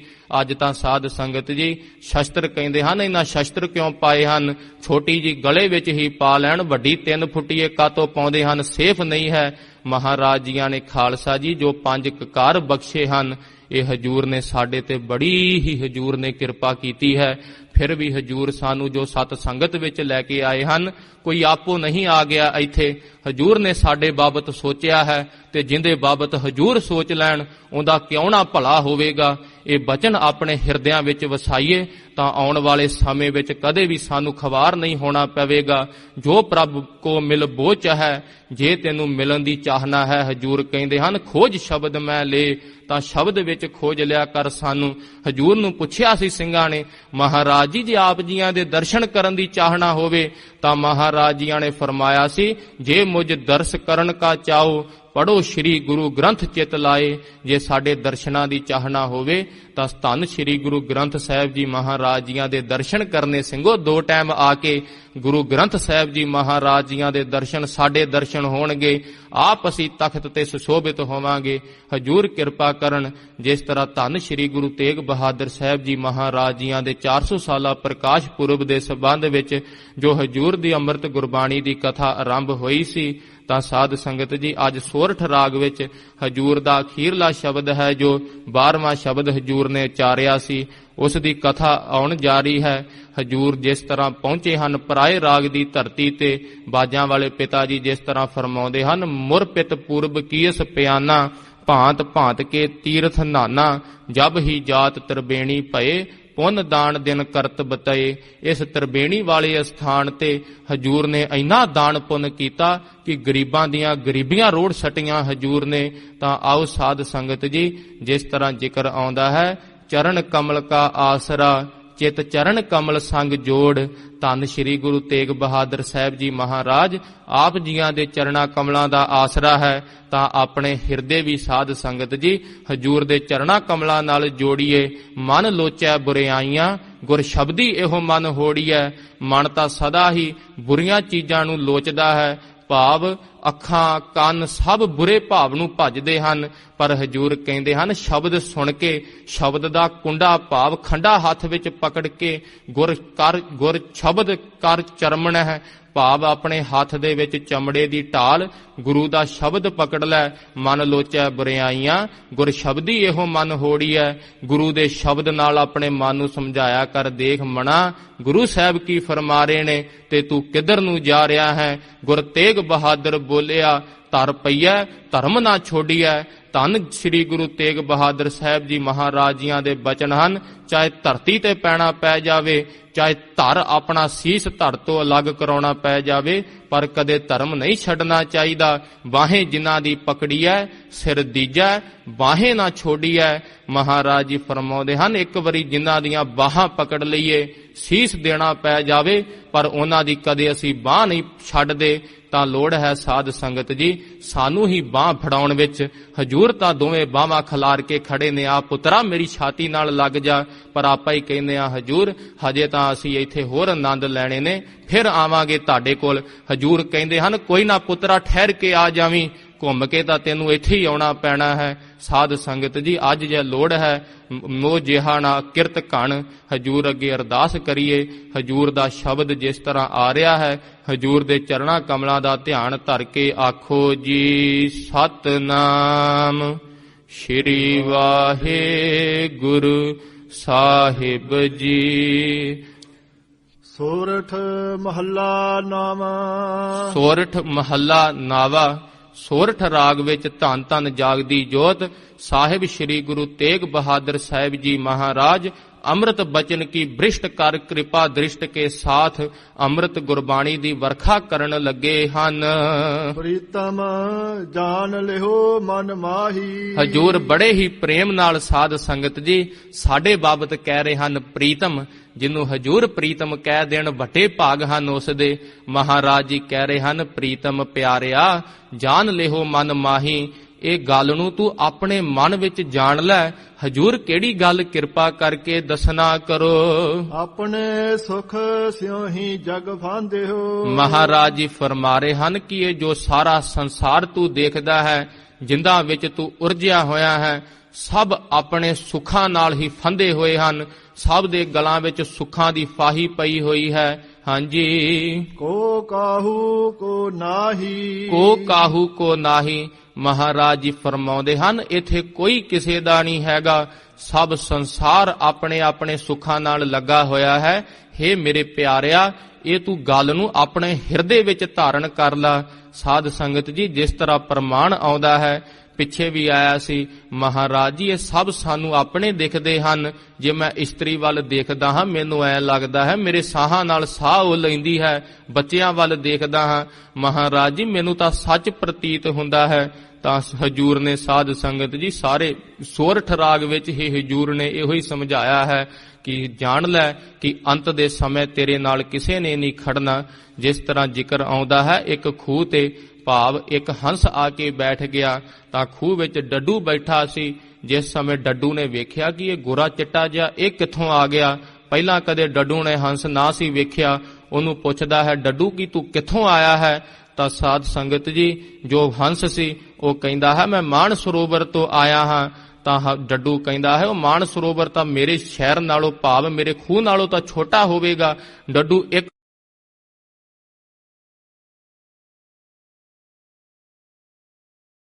ਟਪੂਸੀ ਜੀ ਮਾਰਦਾ ਹੈ, ਕਹਿੰਦਾ ਤੇਰਾ ਮਾਨ ਸਰੋਵਰ ਐਡਾ ਹੈ। ਹੰਸ ਕਹਿੰਦਾ ਨਹੀਂ ਇਹਦੂ ਵੱਡਾ ਹੈ। ਫਿਰ ਇੱਕ ਟਪੂਸੀ ਮਾਰਦਾ ਹੈ, ਉਹ ਹੰਸ ਤੋਂ ਕਹਿੰਦਾ ਨਹੀਂ ਨਹੀਂ ਮਾਨ ਸਰੋਵਰ ਤਾਂ ਇਹਦੂ ਹੋਰ ਵੱਡਾ ਹੈ। ਜਦੋਂ ਤੀਸਰੀ ਟਪੂਸੀ ਜੀ ਮਾਰਦਾ ਹੈ, ਡੱਡੂ ਫਿਰ ਕਹਿੰਦਾ ਹੈ ਇਹਦੂ ਵੱਡਾ ਤਾਂ ਇਹਦੂ ਇੰਨਾ ਹੀ ਹੋਣਾ ਦੱਸ। ਉਹ ਕਹਿੰਦਾ ਨਹੀਂ। ਜਦੋਂ ਚੌਥੀ ਟਪੂਸੀ ਮਾਰਦਾ ਹੈ, ਡੱਡੂ ਖੂਹ ਦੇ ਪਰਲੀ ਸਾਈਡ ਲੱਗ ਜਾਂਦਾ ਹੈ। ਤਾਂ ਸਾਧ ਸੰਗਤ ਜੀ ਡੱਡੂ ਫਿਰ ਕਹਿੰਦਾ ਹੈ ਤੂੰ ਝੂਠ ਬੋਲਦਾ ਹੈ, ਏਦੂ ਵੱਡਾ ਤਾਂ ਕੋਈ ਚੀਜ਼ ਹੈ ਹੀ ਨਹੀਂ। ਜਦੋਂ ਹੰਸ ਨੇ ਕਿਹਾ ਸੀ ਸਾਡਾ ਮਾਨ ਸਰੋਵਰ ਏਦੂ ਬਹੁਤ ਵੱਡਾ ਹੈ, ਇਸੇ ਤਰ੍ਹਾਂ ਸਾਧ ਸੰਗਤ ਜੀ ਸਾਡੀ ਡੱਡੂਆਂ ਵਾਲੀ ਹਾਲਤ ਹੈ। ਬਾਹਰ ਦਾ ਸੰਸਾਰ ਸਾਨੂੰ ਪਤਾ ਹੀ ਨਹੀਂ। ਬੰਦੇ ਨੇ ਆਪਣਾ ਸੰਸਾਰ ਆਪਣੇ ਮਨ ਵਿੱਚ ਬਣਾਇਆ ਹੈ, ਜਿੰਨੇ ਉਹਦੇ ਰਿਸ਼ਤੇ ਨਾਤੇ ਨੇ ਉਹੀ ਉਹਦਾ ਸੰਸਾਰ ਹੈ। ਜਦੋਂ ਬੰਦਾ ਇਸ ਦੇਹੀ ਨੂੰ ਛੱਡ ਕੇ ਜਾਂਦਾ ਹੈ ਸਭ ਕੁਝ ਨਾਸ਼ ਹੋ ਜਾਂਦਾ ਹੈ। ਖੂਹ ਦੇ ਡੱਡੂ ਦੀ ਨਿਆਈ ਭਾਵ ਉਸਨੇ ਬਾਹਰ ਦਾ ਸੰਸਾਰ ਤਾਂ ਕਿਤੇ ਦੇਖਿਆ ਹੀ ਨਹੀਂ। ਤੇ ਜੇ ਕੋਈ ਕਵੇ ਕਿ ਬਾਹਰ ਦਾ ਸੰਸਾਰ ਐਸਾ ਹੈ, ਭਾਵ ਗੁਰਮੁਖਾਂ ਨੂੰ ਵੀ ਮਖੌਲ ਕਰ ਛੱਡਦੇ ਹਨ। ਮੈਨੂੰ ਪਤਾ ਹੈ, ਇਹ ਸਭ ਮੈਨੂੰ ਪਤਾ ਹੈ, ਬਾਬਾ ਬਣਿਆ ਬੈਠਾ ਹੈ, ਇਹ ਮੇਰੇ ਨਾਲ ਹੀ ਰਹਿੰਦਾ ਸੀ। ਭਾਵ ਨਾ ਹੀ ਕੋਈ ਚੰਗਾ ਗੁਣ ਧਾਰਨ ਕੀਤਾ ਹੈ ਹੰਸਾਂ ਦੀ ਨਿਆਈ। ਤਾਂ ਸਾਧ ਸੰਗਤ ਜੀ ਹਜੂਰ ਜਿਸ ਤਰ੍ਹਾਂ ਫਰਮਾ ਰਹੇ ਹਨ, ਪ੍ਰੀਤਮ ਜਾਣ ਲਿਹੋ ਮਨ ਮਾਹੀ, ਕਿ ਆਪਣੇ ਮਨ ਵਿੱਚ ਤੂੰ ਇਹ ਗੱਲ ਨੂੰ ਜਾਣ ਲਾ ਕਿ ਜਿਸ ਸਮੇਂ ਚੇਤ ਰੇ ਚੇਤ ਅਚੇਤ ਮਹਾਪਸ ਅੰਤ ਕੀ ਬਾਰ ਅਕੇਲੋ ਹੀ ਜੈ ਹੈ, ਕਿ ਅੰਤ ਦੇ ਸਮੇਂ ਤੈਨੂੰ ਇਕੱਲੇ ਨੂੰ ਹੀ ਜਾਣਾ ਪਵੇਗਾ। ਧੌਣ ਧਰਾ ਗੜ ਜੇਤਕ ਛਾੜਤ ਪ੍ਰਾਣ ਬਗਾਨ ਕਹੈ ਹੈ। ਇਹਨਾਂ ਜਿਹੜੀਆਂ ਕੋਠੀਆਂ ਦਾ ਤੂੰ ਮਾਣ ਕਰਦਾ ਹੈ, ਧਰਤੀ ਤੇ ਪੈਰ ਰੱਖ ਕੇ ਕਹਿੰਦਾ ਹੈ ਹਮਰੀ ਭੂਮ ਕੌਣ ਘਾਲੈ ਪੈਰ, ਕਹਿੰਦਾ ਹੈ ਮੇਰੀ ਵੱਟ ਕੋਈ ਪਾਰਤਾ ਕਰਕੇ ਵਿਖਾਵੇ। ਮਹਾਰਾਜ ਜੀ ਕਹਿੰਦੇ ਹਨ ਕਿਉਂ ਨਜਾਇਜ਼ ਤੂੰ ਲੜਦਾ ਫਿਰਦਾ ਹੈ। ਮਹਾਰਾਜ ਜੀ ਕਹਿੰਦੇ ਹਨ ਜਦੋਂ ਤੇਰੇ ਸਰੀਰ ਚੋਂ ਪ੍ਰਾਣ ਨਿਕਲ ਗਏ ਸਭ ਬਗਾਨੇ ਹੋ ਜਾਣੇ ਹਨ। ਜਿਸ ਤਰ੍ਹਾਂ ਪੁੱਤਰ ਕਲੱਤਰ ਸੋ ਮਿੱਤਰ ਸਖਾ, ਇਹੋ ਬੇਗ ਨਿਕਾਰੋ ਆਇਸ ਦੈ ਹੈ। ਜਿਹੜੇ ਪੁੱਤਰਾਂ ਦਾ ਤੂੰ ਮਾਣ ਕਰਦਾ ਹੈ, ਉਹ ਮੇਰਾ ਪੁੱਤਰ ਖੜਾ ਬੜਾ ਮਾਣ ਹੈ, ਮੈਨੂੰ ਲੰਮਾ ਚੌੜਾ ਹੈ, ਇਹ ਮੇਰੇ ਮਿੱਤਰ ਮੇਰੀਆਂ ਬਾਹਾਂ ਨੇ, ਸੱਜੀਆਂ ਖੱਬੀਆਂ ਬਾਹਾਂ ਨੇ, ਔਖੇ ਸਮੇਂ ਮੇਰਾ ਕੰਮ ਦੇਣਗੀਆਂ। ਤਾਂ ਕਲੱਤਰ ਇਸਤਰੀ ਮਹਾਰਾਜ ਜੀ ਕਹਿੰਦੇ ਹਨ ਜਦੋਂ ਸਰੀਰ ਚੋਂ ਪ੍ਰਾਣ ਨਿਕਲ ਜਾਂਦੇ ਹਨ ਸਭ ਬਗਾਨੇ ਹੋ ਜਾਂਦੇ ਹਨ। ਛਾੜਤ ਪ੍ਰਾਣ ਬਿਗਾਨ ਕਹੇ ਹਨ, ਤਾਂ ਉਦੋਂ ਕਾਢੋ ਕਾਢੋ ਹੋ ਜਾਂਦੀ ਹੈ। ਘਰ ਦੇ ਵਿੱਚ ਜਿਹੜੀ ਦੇਹੀ ਤੋਂ ਬਿਨਾਂ ਇਹਨਾਂ ਦਾ ਜੀ ਨਾ ਸੀ ਲੱਗਿਆ ਕਰਦਾ। ਤੂੰ ਬਾਹਰ ਜਾਂਦਾ ਸੈ, ਪਿੱਛੋਂ ਫੋਨ ਆਉਂਦੇ ਸੀ ਕਿੱਥੇ ਰਹਿ ਗਿਆ ਹੈ, ਘਰੇ ਨਹੀਂ ਆਇਆ, ਅੱਜ 11 ਵਜੇ ਤੂੰ ਘਰੇ ਆ ਜੀ ਪਹਿਲਾਂ। ਮਹਾਰਾਜ ਜੀ ਕਹਿੰਦੇ ਹਨ ਫਿਰ ਉਹ ਦੇਹੀ ਅੱਗੇ ਪਈ ਹੁੰਦੀ ਹੈ, ਕਹਿੰਦੇ ਨੇ ਅਬਸ਼ਗਨ ਹੈ, ਇਸ ਦੇਹੀ ਨੂੰ ਸੰਸਕਾਰ ਕਰ ਆਈਏ ਜਾ ਕੇ। ਮਹਾਰਾਜ ਜੀ ਕਹਿੰਦੇ ਹਨ ਤੇਰੇ ਕੱਪੜੇ ਤਿੱਕਰੇ ਨਾ ਸੁੱਟ ਆਉਣੇ ਨੇ, ਪਰ ਤੇਰੀ ਜੇਬ ਵਿੱਚ ਜਿਹੜੇ ਪੈਸੇ ਹੋਣਗੇ ਉਹ ਕੱਢ ਕੇ ਇਹਨਾਂ ਨੇ ਆਪਣੇ ਖਾਤੇ 'ਚ ਰੱਖ ਲੈਣੇ ਨੇ, ਕਿਉਂਕਿ ਜਿਹੜੇ ਪੈਸੇ ਨੇ ਉਹਦੇ ਨਾਲ ਇਹਨਾਂ ਨੂੰ ਮੋਹ ਏ। ਤੇਰੇ ਜੇ ਮੋਹ ਹੁੰਦਾ ਤਾਂ ਤੇਰੇ ਕੱਪੜੇ ਵੀ ਰੱਖ ਲੈਂਦੇ। ਤੇਰੇ ਕੱਪੜੇ ਵੀ ਜਾ ਕੇ ਉੱਥੇ ਕੀਰਤਪੁਰ ਸਾਹਿਬ ਵਿਖੇ ਸਾਧ ਸੰਗਤ ਜੀ ਦੇਖਣ ਨੂੰ ਮਿਲਦਾ ਹੈ, ਢਿੱਗ ਲੱਗੇ ਹੁੰਦੇ ਹਨ। ਤਾਂ ਚਾਹੀਦਾ ਸੀ ਕਿ ਦੂਜੀ ਸਾਈਡ ਮਾਇਆ ਤੇ ਸੋਇਨੇ ਦੀ ਵੀ ਢਿੱਗ ਲੱਗੇ ਹੁੰਦੇ, ਪਰ ਸਾਧ ਸੰਗਤ ਜੀ ਉਹ ਕੀਮਤੀ ਹੁੰਦੀ ਹੈ। ਮਹਾਰਾਜ ਜੀ ਸਮਝਾਉਂਦੇ ਹਨ ਬੜੇ ਹੀ ਪ੍ਰੇਮ ਨਾਲ ਕਿ ਹੇ ਮੇਰੇ ਪਿਆਰਿਆ, ਇਹ ਮਨ ਦੇ ਵਿੱਚ ਧਾਰ ਲਾ, ਸਭ ਆਪਣੇ ਆਪਣੇ ਸੁੱਖਾਂ ਨਾਲ ਤੇਰੇ ਨਾਲ ਲੱਗੇ ਹਨ। ਰਹਾਉ ਵਿਸ਼ਰਾਮ ਦੇ ਕੇ ਹਜੂਰ ਸਾਡੇ ਤੇ ਅੱਜ ਤਰੁੱਠੇ ਹਨ। ਸੁਖ ਮੈਂ ਆਨ ਬਹੁਤ ਮਿਲ ਬੈਠਤ। ਮਹਾਰਾਜ ਜੀ ਕਹਿੰਦੇ ਹਨ ਦੇਖ ਜਦੋਂ ਤੇਰੇ ਪਾਸ ਸੁੱਖ ਹੁੰਦਾ ਹੈ, ਜਦੋਂ ਤੇਰੇ ਕੋਲੋਂ ਇਹਨਾਂ ਨੂੰ ਸੁੱਖ ਮਿਲਦਾ ਹੈ, ਤੇਰੇ ਪਾਸ ਘੇਰਾ ਪਾ ਪਾ ਕੇ ਬੈਂਦੇ ਨੇ ਕਿ ਇਹ ਸਾਡਾ ਯਾਰ ਹੈ। ਰਹਿਤ ਚਾਹੋ ਦਿਸ ਘੇਰੈ, ਚਾਰੋਂ ਸਫੇਰੇ ਹੀ ਤੈਨੂੰ ਘੇਰਾ ਪਾਈ ਰੱਖਦੇ ਹਨ, ਤੈਨੂੰ ਵੀ ਇਹਨਾਂ ਵਿੱਚ ਸੁਰਤ ਨਹੀਂ ਆਉਂਦੀ। ਕਹਿੰਦਾ ਹੈ ਮੈਨੂੰ ਤਾਂ ਕੰਮ ਬਹੁਤ ਹੈ, ਸਾਰੇ ਪਰਿਵਾਰ ਦੀ ਜ਼ਿੰਮੇਵਾਰੀ ਮੇਰੇ ਸਿਰ ਤੇ ਹੈ। ਬਿਪਤ ਪਰੀ ਸਭ ਹੀ ਸੰਗ ਸਾਡਤ। ਤਾਂ ਹਜੂਰ ਕਹਿੰਦੇ ਹਨ ਦੇਖ ਇਹ ਸਭ ਸੁੱਖਾਂ ਕਰਕੇ ਤੇਰੇ ਪਾਸ ਆਉਂਦੇ ਹਨ, ਕਿਸੇ ਦਿਨ ਜੇ ਤੇਰੇ ਤੇ ਬਿਪਤ ਪੈ ਗਈ ਤਾਂ ਸਾਧ ਸੰਗਤ ਜੀ ਪ੍ਰਤੱਖ ਦੇਖਣ ਨੂੰ ਮਿਲਦਾ ਹੈ। ਜੇ ਬੰਦਾ ਹਸਪਤਾਲ 'ਚ ਪਿਆ ਹੋਵੇ, ਇਥੋਂ ਤੀਕਰ ਕੀ ਜੇ ਕੈਨੇਡਾ ਹੀ ਆਉਣਾ ਹੋਵੇ ਤੇ ਜੇ ਰਿਸ਼ਤੇਦਾਰ ਤੋਂ ਪੈਸੇ ਮੰਗ ਲਈਏ ਮੂੰਹ ਫੇਰ ਜਾਂਦੇ ਹਨ। ਹਜੂਰ ਫਰਮਾਉਂਦੇ ਹਨ ਬਿਪਤ ਪੜੀ ਸਭ ਹੀ ਸੰਗ ਛਾੜਤ। ਮਹਾਰਾਜ ਜੀ ਕਹਿੰਦੇ ਹਨ ਤੇਰਾ ਸਾਰਿਆਂ ਨੇ ਸੰਗ ਛੱਡ ਜਾਣਾ ਹੈ, ਕੋ ਨ ਆਵਤ ਨੇੜੇ। ਤਾਂ ਤੇਰੇ ਨੇੜੇ ਵੀ ਇਹਨਾਂ ਚੋਂ ਕਿਸੇ ਨੇ ਨਹੀਂ ਆਉਣਾ। ਘਰ ਕੀ ਨਾਰ ਬਹੁਤ ਹਿਤ ਜਾਸਿਓ। ਘਰ ਕੀ ਨਾਰ ਦੇਖ ਸਭ ਤੋਂ ਜ਼ਿਆਦਾ ਤੇਰੇ ਲਾਗੇ ਕੀ ਹੈ, ਘਰ ਦੀ ਨਾਰ। ਪਰ ਪਿੱਛੇ ਹਜੂਰ ਨੇ ਆਖਿਆ ਸੀ ਦੇਖ ਤੇਰੀ ਸਭ ਤੋਂ ਲਾਗੇ ਤੇਰੇ ਪਾਸ ਤੇਰੀ ਦੇਹੀ ਹੈ, ਤਾਂ ਤੇਰੀ ਦੇਹੀ ਨੇ ਸਾਥ ਨਹੀਂ ਦੇਣਾ। ਤੇ ਘਰ ਦੀ ਨਾਰ ਜੋ ਤੇਰੀ ਇਸਤਰੀ ਹੈ, ਜਿੰਦੇ ਨਾਲ ਤੂੰ ਬਹੁਤ ਪ੍ਰੇਮ ਕਰਦਾ ਹੈ, ਸਦਾ ਰਹਿਤ ਸੰਗ ਲਾਗੀ। ਸਦਾ ਹੀ ਤੇਰੇ ਨਾਲ ਲੱਗੀ ਰਹਿੰਦੀ ਹੈ, ਭਾਵ ਮੋਹ ਹੀ ਇੰਨਾ ਕਰਦੀ ਹੈ ਕਿ ਤੁਹਾਡੇ ਤੋਂ ਬਿਨਾਂ ਤਾਂ ਮੇਰਾ ਜੀ ਨਹੀਂ ਲੱਗਦਾ। ਜਬ ਹੀ ਹੰਸ ਤਜੀ ਇਹ ਕਾਇਆ। ਹਜੂਰ ਫਰਮਾਉਂਦੇ ਹਨ ਜਦੋਂ ਇਹ ਹੰਸ ਕਾਇਆ ਤਜ ਦਿੱਤੀ, ਭਾਵੇਂ ਜੀਵ ਆਤਮਾ ਇਸ ਸਰੀਰ ਨੂੰ ਛੱਡ ਕੇ ਸੰਸਾਰ ਤੋਂ ਉਡਾਰੀ ਮਾਰ ਗਿਆ, ਪ੍ਰੇਤ ਪ੍ਰੇਤ ਕਰ ਭਾਗੀ। ਤਾਂ ਉਹ ਵੀ ਪ੍ਰੇਤ ਕਰਕੇ ਭੱਜ ਜਾਂਦੀ ਹੈ। ਸਾਧ ਸੰਗਤ ਜੀ, ਜਿਸ ਤਰ੍ਹਾਂ ਆਪ ਜੀਆਂ ਨੇ ਉਸ ਦਿਨ ਬਚਨ ਸੁਣੇ ਸੀ, ਧੰਨ ਸ਼੍ਰੀ ਗੁਰੂ ਤੇਗ ਬਹਾਦਰ ਸਾਹਿਬ ਜੀ ਮਹਾਰਾਜ ਜੀਆਂ ਪਾਸ ਸਿੰਘ ਆਇਆ ਕਰਦਾ ਸੀ, ਸਿੱਖ ਆਇਆ ਕਰਦਾ ਸੀ ਹਜੂਰ ਦੀ ਭਾਵ ਸੰਗਤ ਵਿੱਚ। ਹਜੂਰ ਨੂੰ ਤਾਂ ਸਭ ਦਾ ਪਤਾ ਹੁੰਦਾ ਹੈ। ਹਜੂਰ ਨੇ ਪੁੱਛਿਆ ਸੰਗਤਾਂ ਵਿੱਚ ਇੱਕ ਦਿਨ ਕਿ ਉਹ ਸਿੱਖ ਕਿਉਂ ਨਹੀਂ ਆਉਂਦਾ। ਕਹਿੰਦੇ ਹਨ, ਸਿੱਖ ਮਹਾਰਾਜ ਜੀ ਉਹ ਗ੍ਰਸਤੀ ਹੋ ਗਿਆ ਹੈ। ਜਿਸ ਸਮੇਂ ਇੱਕ ਦਿਨ ਪੱਠਿਆਂ ਦੀ ਪੰਡ ਚੁੱਕੀ ਲਿਆਉਂਦਾ ਸੀ, ਹਜੂਰ ਅੱਗੋਂ ਮਿਲੇ, ਹਜੂਰ ਦੇ ਚਰਨਾਂ ਤੇ ਢਹਿ ਪਿਆ। ਹਜੂਰ ਨੇ ਪੁੱਛਿਆ, ਸਿੱਖਾ ਸੰਗਤ 'ਚ ਨਹੀਂ ਆਉਂਦਾ? ਕਹਿੰਦਾ ਹੈ, ਮਹਾਰਾਜ ਜੀ ਘਰ ਦੀ ਨਹੀਂ ਆਉਣ ਦਿੰਦੀ, ਹੁਣ ਬਹੁਤ ਮੋਹ ਕਰਦੀ ਹੈ, ਪ੍ਰੇਮ ਹੀ ਬੜਾ ਕਰਦੀ ਹੈ। ਕਹਿੰਦੀ ਆ, ਸਤਸੰਗਤ 'ਚ ਕੀ ਜਾਣਾ, ਮੇਰੇ ਕੋਲ ਰਿਹਾ ਕਰ ਇੱਥੇ ਘਰੇ। ਮਹਾਰਾਜ ਜੀ ਆਇਆ ਨਹੀਂ ਜਾਂਦਾ। ਹਜੂਰ ਨੇ ਆਖਿਆ ਸੀ, ਇਹ ਦੁਨਿਆਵੀ ਮੋਹ ਝੂਠੇ ਹੋਇਆ ਕਰਦੇ ਨੇ ਸਿੱਖਾ, ਸੰਗਤ ਨੇ ਤੈਨੂੰ ਪਾਰ ਲੰਘਾਉਣਾ ਹੈ। ਤਾਂ ਕਹਿੰਦਾ ਹੈ, ਹਜੂਰ ਕਿਰਪਾ ਕਰੋ ਆਪ, ਮੈਨੂੰ ਤਾਂ ਇਹ ਸੱਚ ਪ੍ਰਤੀਤ ਹੁੰਦੇ ਨੇ। ਤਾਂ ਉਸ ਸਮੇਂ ਹਜੂਰ ਨੇ ਦਿਖਾ ਦਿੱਤਾ ਸੀ ਕਿ ਇਸ ਤਰ੍ਹਾਂ ਵਾਹਿਗੁਰੂ ਮੰਤਰ ਜਪੀ, ਤੇਰੇ ਸਵਾਸ ਦਸਮ ਦਵਾਰ 'ਚ ਚੜ ਜਾਣਗੇ। ਇਹ ਤਾਂ ਸਾਧ ਸੰਗਤ ਜੀ ਹਜੂਰ ਦੇ ਬਚਨਾਂ ਨਾਲ ਹੀ, ਜਿਸ ਤਰ੍ਹਾਂ ਕੀ ਕੁਝ ਨਹੀਂ ਹੋ ਸਕਦਾ, ਉਹਨੇ ਉਸੇ ਤਰ੍ਹਾਂ ਹੀ ਕੀਤਾ। ਜਿਸ ਸਮੇਂ ਘਰੇ ਜਾ ਕੇ ਲੇਟ ਗਿਆ, ਵਾਹਿਗੁਰੂ ਦਾ ਜਿਸ ਸਮੇਂ ਜਾਪ ਕੀਤਾ, ਤਾਂ ਉਹਨੂੰ ਸਭ ਕੁਝ ਬਾਹਰ ਪ੍ਰਤੀਤ ਹੋ ਰਿਹਾ ਸੀ। ਪਰ ਸਾਧ ਸੰਗਤ ਜੀ, ਉਸ ਦੀ ਘਰ ਦੀ ਨੂੰ ਏਦਾਂ ਲੱਗਾ ਜਿਵੇਂ ਚੜ੍ਹਾਈ ਕਰ ਗਿਆ ਹੈ।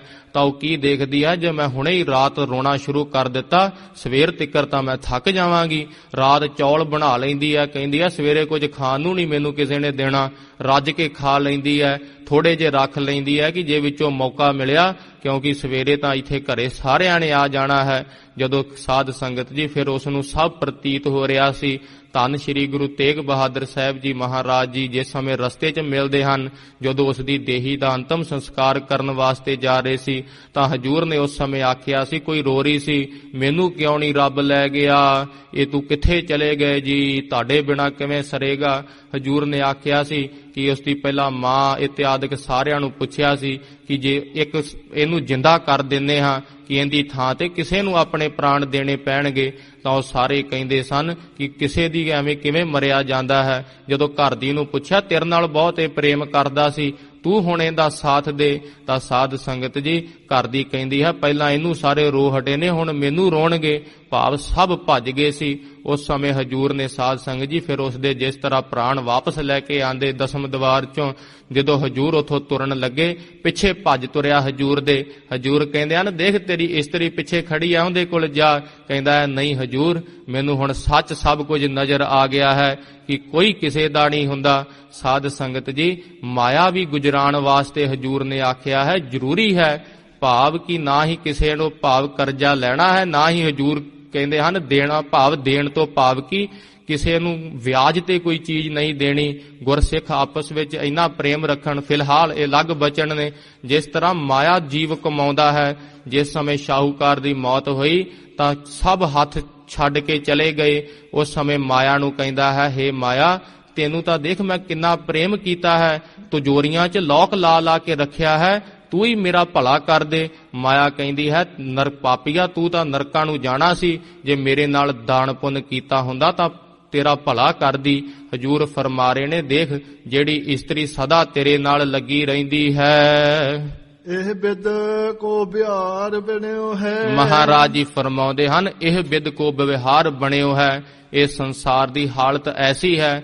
ਆਪ ਹਜੂਰ ਬਾਜਾਂ ਵਾਲੇ ਪਿਤਾ ਜੀ ਜਿਸ ਸਮੇਂ ਆਨੰਦਪੁਰ ਸਾਹਿਬ ਤੋਂ ਰੋਪੜ ਦੀ ਜਗ੍ਹਾ ਤੇ ਪਹੁੰਚੇ ਸਨ, ਰੋਪੜ ਦੇ ਜਿਹੜੇ ਉਹ ਸਾਧ ਸੰਗਤ ਜੀ ਪਠਾਨ ਆਦਿਕ ਸੀ, ਹਜੂਰ ਦੇ ਦਰਬਾਰ ਵਿੱਚ ਆਇਆ ਕਰਦੇ ਸੀ, ਵਪਾਰ ਕਰਿਆ ਕਰਦੇ ਸੀ, ਕਦੇ ਹਜੂਰ ਤੋਂ ਭਾਰੀ ਖੁਸ਼ੇ ਪ੍ਰਾਪਤ ਕਰਦੇ ਸੀ।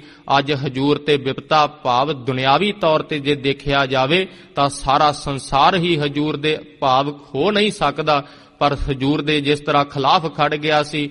ਹਜੂਰ ਨੂੰ ਜਿਸ ਸਮੇਂ ਹਜੂਰ ਰੋਪੜ ਦੀ ਜਗ੍ਹਾ ਤੇ ਪਹੁੰਚੇ, ਹਜੂਰ ਨੇ ਜਿਸ ਸਮੇਂ ਪਹੁੰਚਦੇ ਹਨ, ਹਜੂਰ ਨੂੰ ਕਹਿੰਦੇ ਹਨ, ਹਜੂਰ ਸਾਡੇ ਪਾਸ ਜਗ੍ਹਾ ਨਹੀਂ ਹੈਗੀ ਬਾਜਾਂ ਵਾਲੇ ਪਿਤਾ ਜੀਆਂ ਨੂੰ। ਬਾਜਾਂ ਵਾਲੇ ਪਿਤਾ ਜੀਆਂ ਨੂੰ ਕਹਿੰਦੇ ਹਨ, ਹਜੂਰ ਪੱਠੇ ਵੱਲ ਇਸ਼ਾਰਾ ਕਰਕੇ, ਹਜੂਰ ਉਹ ਪੱਠਾ ਹੈਗਾ ਹੈ ਸਾਡੇ ਕੋਲ। ਉਸ ਸਮੇਂ ਹਜੂਰ ਨੇ ਨੀਲੇ ਦੀਆਂ ਵਾਂਗਾਂ ਮੋੜ ਕੇ ਪੱਠੇ ਵੱਲ ਇਸ਼ਾਰਾ ਕਰਕੇ ਕਿਹਾ, ਨੀਲਿਆ ਚੱਲ ਅੱਜ ਪੱਠਾ ਹੀ ਸੀ, ਜੇ ਤਪਦਾ ਹੋਇਆ ਪੱਠਾ ਨਾ ਠਾਰਿਆ ਤਾਂ ਕਲਯੁਗੀ ਜੀਵਾਂ ਦੇ ਤਪਦੇ ਹੋਏ ਹਿਰਦੇ ਕਿੱਥੋਂ ਠਾਰਾਂਗੇ। ਹਜੂਰ ਨੇ ਤਪਦਾ ਹੋਇਆ ਪੱਠਾ ਸੀ ਜੋ ਘੋੜੇ ਦੀ ਪੌੜ ਮਾਰ ਕੇ ਹਜੂਰ ਨੇ ਠੰਡਾ ਕਰ ਦਿੱਤਾ ਸੀ। ਅੱਜ ਵੀ ਗੁਰਦੁਆਰਾ ਭੱਠਾ ਸਾਹਿਬ ਦੱਸ ਰਿਹਾ ਹੈ ਹਜੂਰ ਦੀਆਂ ਪੰਕਤੀਆਂ ਤੇ ਕਿ ਬਿਪਤ ਪੜੀ ਸਭ ਹੀ ਸੰਗ ਛਾੜਤ, ਭਾਵ ਸਾਧ ਸੰਗਤ ਜੀ ਸਭ ਛੱਡ ਜਾਂਦੇ ਹਨ, ਪਰ ਉਥੇ ਗੁਰਮੁਖ ਹੁੰਦੇ ਹਨ ਜੋ ਗੁਰਮੁਖਾਂ ਦੀ ਸੰਗਤ ਜੋ ਵਿੱਚ ਰਹਿੰਦੇ ਹਨ। ਉਹ ਸਾਧ ਸੰਗਤ ਜੀ ਜੋ ਹਜੂਰ ਦਾ ਨਾਮ ਹੈ, ਮਹਾਰਾਜ ਜੀ ਜਿਸ ਤਰ੍ਹਾਂ ਫਰਮਾਉਂਦੇ ਹਨ, ਜਹ ਮਾਤ ਪਿਤਾ ਸੁਤ ਮੀਤ ਨਾ ਭਾਈ, ਮਨ ਉਹਾ ਨਾਮ ਤੇਰੇ ਸੰਗ ਸਹਾਈ।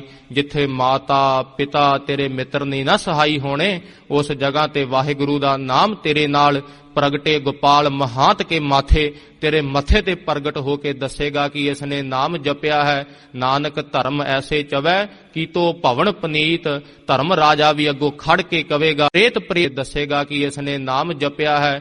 ਨਾਨਕ ਧਰਮ ਐਸੇ ਚਵੈ ਕੀਤੋ ਭਵਨ ਪਨੀਤ, ਧਰਮ ਰਾਜਾ ਵੀ ਅੱਗੋਂ ਖੜ ਕੇ ਕਵੇਗਾ ਕਿ ਮਹਾਰਾਜ ਡਿਊਟੀਆਂ ਹੀ ਤੁਹਾਡੀਆਂ ਕਰਦੇ ਹਾਂ, ਤੁਸੀਂ ਚਰਨ ਪਾਏ ਹਨ ਸਾਡੀ ਦਰਗਾਹ ਵਿੱਚ ਗੁਰਮੁਖੋ, ਤੁਸੀਂ ਸਾਡਾ ਮੇਰਾ ਜੋ ਧਰਮਪੁਰੀ ਹੈ ਇਹ ਪਵਿੱਤਰ ਕਰ ਦਿੱਤੀ ਹੈ।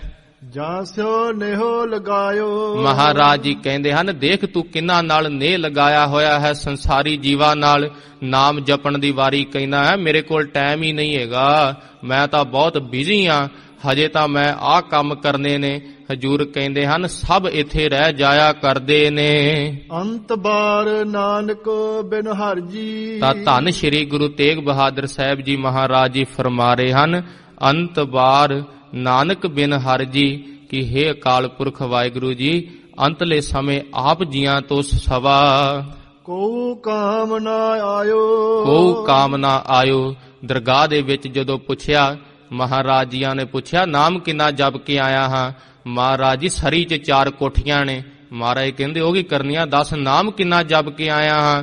ਮਹਾਰਾਜ ਜੀ 5 ਗੱਡੀਆਂ ਨੇ। ਮਹਾਰਾਜ ਜੀਆਂ ਨੇ ਉਹਦੇ ਜਦੋਂ ਜਮਰਾਜ ਨੇ ਪੁੱਛਣਾ ਹੈ ਨਾਮ ਕਿੰਨਾ ਜਪਿਆ, ਮਹਾਰਾਜ ਜੀ ਸਾਰੀ ਉਮਰ ਤਾਂ ਇਹ ਕਮਾਇਆ, ਨਾਮ ਕਦੋਂ ਜਪਣਾ ਸੀ, ਮੈਨੂੰ ਹੋਰ ਟਾਈਮ ਦੇ ਦੇਵੋ। ਤਾਂ ਸਾਧ ਸੰਗਤ ਜੀ ਉਦੋਂ ਫਿਰ ਟਾਈਮ ਨਹੀਂ ਮਿਲਣਾ। ਹਜੂਰ ਕਹਿੰਦੇ ਹਨ ਪ੍ਰੀਤਮ ਜਾਣ ਲਿਓ ਮਨ ਮਾਹੀ, ਬੜੇ ਹੀ ਪ੍ਰੇਮ ਨਾਲ ਹਜੂਰ ਸਮਝਾ ਰਹੇ ਹਨ। ਪਰ ਜੇ ਸਾਧ ਸੰਗਤ ਜੀ ਗੁਰੂ ਵੀ ਵਿਚਾਰੇ ਕੀ ਕਰਨ, ਜੇ ਸਿੱਖਾਂ ਮਹਿ ਚੂਕ, ਜੇ ਸਿੱਖਾਂ ਵਿੱਚ ਹੀ ਭਾਵ ਚੂਕ ਹੈ। ਹਜੂਰ ਤਾਂ ਇੰਨੇ ਪ੍ਰੇਮ ਨਾਲ ਸਮਝਾ ਰਹੇ ਹਨ, ਹੇ ਮੇਰੇ ਪੁੱਤਰਾ ਸਮਝ ਲਾ ਇਹ ਸੰਸਾਰ ਦੇ ਨਾਤੇ ਸਭ ਝੂਠੇ ਹਨ। ਜੋ ਗੁਰਮੁਖ ਹੁੰਦੇ ਹਨ ਸਾਧ ਸੰਗਤ ਜੀ ਵਿਚਰਦੇ ਵੀ ਹਨ ਸੰਸਾਰ ਦੇ ਵਿੱਚ। ਜਿਸ ਤਰ੍ਹਾਂ ਹਜੂਰ ਨੇ ਗੁਰਬਾਣੀ ਵਿੱਚ ਦ੍ਰਿਸ਼ਟਾਂਤ ਦੇ ਕੇ ਦੱਸਿਆ ਸੀ, ਜਿਸ ਤਰ੍ਹਾਂ ਕਮਲ ਦਾ ਫੁੱਲ ਚਿੱਕੜ ਵਿੱਚ ਰਹਿੰਦਾ ਹੋਇਆ ਵੀ ਕਮਲ ਤੋਂ ਨਿਰਲੇਪ ਰਹਿੰਦਾ ਹੈ, ਜਿਸ ਤਰ੍ਹਾਂ ਹਜੂਰ ਦਾ ਗੁਰਸਿੱਖ ਸੀ ਭਾਈ ਭਖਾਰੀ ਜੀ। ਜਿਸ ਸਮੇਂ ਭਾਈ ਗੁਰਮੁਖ ਸਿੰਘ ਜੀ ਉਹਨਾਂ ਪਾਸ ਵਾਹਿਗੁਰੂ ਧੰਨ ਸ਼੍ਰੀ ਗੁਰੂ ਅਰਜਨ ਦੇਵ ਸਾਹਿਬ ਜੀ ਮਹਾਰਾਜ ਜੀਆਂ ਦੇ ਸਿੱਖ ਭਾਈ ਗੁਰਮੁਖ ਜੀ ਉਹਨਾਂ ਪਾਸ ਗਏ ਭਾਈ ਭਖਾਰੀ ਜੀਆਂ ਦੇ। ਉਸ ਸਮੇਂ ਘਰ ਦੇ ਵਿੱਚ ਪੁੱਤਰ ਦਾ ਆਨੰਦ ਕਾਰਜ ਸੀ। ਤਾਂ ਇਧਰਲੀ ਸਾਈਡ ਸਾਧ ਸੰਗਤ ਜੀ ਜੋ ਮਿਰਤਕ ਸਮਗਰੀ ਹੁੰਦੀ ਹੈ ਭਾਈ ਭਖਾਰੀ ਜੀ ਉਹ ਇਕੱਠੀ ਕਰੀ ਜਾਣ। ਤਾਂ ਉਸ ਸਮੇਂ ਬਾਬਾ ਗੁਰਮੁਖ ਸਿੰਘ ਜੀਆਂ ਨੇ ਪੁੱਛਿਆ ਤਾਂ ਭਾਈ ਭਖਾਰੀ ਜੀ ਕਹਿੰਦੇ ਹਨ ਸਮਾਂ ਆਉਣ ਤੇ ਪਤਾ ਲੱਗ ਜਾਵੇਗਾ।